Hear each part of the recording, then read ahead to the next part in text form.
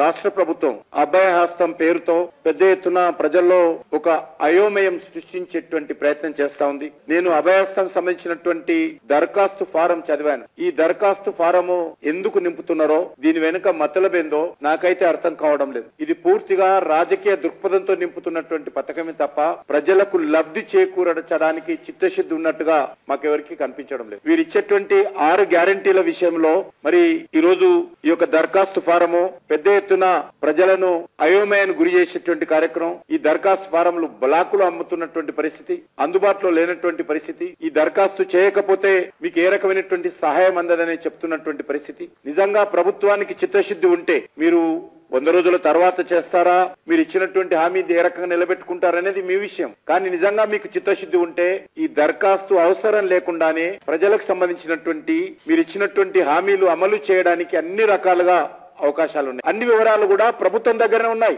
నిజంగా మీకు చిత్తశుద్ధి ఉంటే హోమ్ మినిస్ట్రీ నుంచి లేకపోతే డీజీపీ ఆఫీస్ నుంచి కంప్యూటర్ ద్వారా తెప్పించుకోవచ్చు. అయినప్పటికీ కూడా మరి ఈ రోజు అవసరం అని అడుగుతా ఉన్నాను. మహిళలకు ప్రతి నెల 2,500 రూపాయలు. ఉదాహరణకు పొదుపు సంఘాల మహిళలకు ఇవ్వాలనుకుంటే ఎంటైర్ డాటా గవర్నమెంట్ దగ్గర ఉంది. జనధన ఖాతాల డాటా ఉంది. మళ్ళీ ఈ రోజు మహిళలను ఎవరికి ఇస్తారు, ఏ స్థాయి వాళ్ళకి ఇస్తారు, దారిద్ర్య రేఖకు దిగునున్నటువంటి మహిళలకు ఇస్తారా, అందరు మహిళలకు ఇస్తారా, అదేమి చెప్పకుండా దరఖాస్తుల పేరుతో కాలయాపన ఎందుకని అడుగుతా ఉన్నాను. 500కే సిలిండరు. దీని డాటా కూడా రాష్ట్ర పౌర సరఫరాల శాఖ సివిల్ సప్లైస్ దగ్గర టోటల్ డాటా ఉంది. మళ్ళీ ఇది ఏ రకంగా అందులో రేషన్ కార్డులు ఉన్నటువంటి వాళ్ళ డాటా సపరేట్ ఉంటుంది. రైతు భరోసా రైతులకు, కౌలు రైతులకు ఎకరానికి 15,000 రూపాయలు. దీనికి మళ్ళీ దరఖాస్తులు ఎందుకు అడుగుతా ఉన్నాను. కేంద్ర ప్రభుత్వం ఇప్పటికే ప్రధానమంత్రి కిసాన్ సమ్మాన్ నిధి కింద ప్రతి సంవత్సరం 6,000 రూపాయలు ఇస్తా ఉంది. ఆ డాటా ఉంది. మళ్ళీ కొత్తగా రైతులందరూ మీ ఆఫీసుల చుట్టూ మీ ఫోటోలు పట్టుకొని ఎందుకు తిరగాలని అడుగుతా ఉన్నాను. మీకు సిన్సియారిటీ ఉందని అడుగుతా ఉన్నాను. లేక వచ్చే పార్లమెంట్ ఎన్నికల వరకు ప్రజలను మభ్యపెట్టే విధంగా,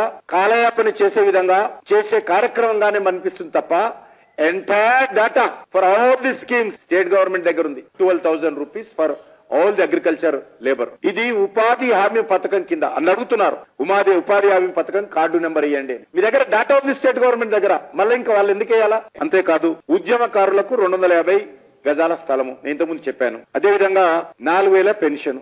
ఎవ్రీ మంత్ రాష్ట్ర ప్రభుత్వం పెన్షన్ ఇస్తుంది. పోనీ ఉన్నటువంటి వాళ్ళకి పెట్టుకోవద్దని చెప్పండి, కొత్త వాళ్ళు పెట్టుకోమని చెప్పండి, అర్థం ఉందని. 10 లక్షల రాజీవ్ ఆరోగ్యశ్రీ బీమా. ఇది కూడా రాష్ట్ర ప్రభుత్వం దగ్గర ఉంది డాటా. ఆరోగ్యశ్రీ కింద రాష్ట్ర ప్రభుత్వం దగ్గర ఉంది. అయినా మళ్ళీ దరఖాస్తు కిందకి అడుగుతా ఉన్నాం. ఈ రోజు ఇది పూర్తిగా నాకు అర్థమైంది ఏంటంటే వచ్చేటువంటి పార్లమెంట్ ఎన్నికల లోపల ప్రజలను దరఖాస్తుల పేరుతో కాంగ్రెస్ నాయకుల ఇంటి చుట్టూ, కాంగ్రెస్ ఎమ్మెల్యేల ఇంటి చుట్టూ తిప్పుకునేటువంటి కార్యక్రమే తప్ప, ప్రజలను కష్టపెట్టే కార్యక్రమే తప్ప మరొకటి కాదు అనే విషయాన్ని నేను ఈ సందర్భంగా మనవి చేస్తా ఉన్నాను.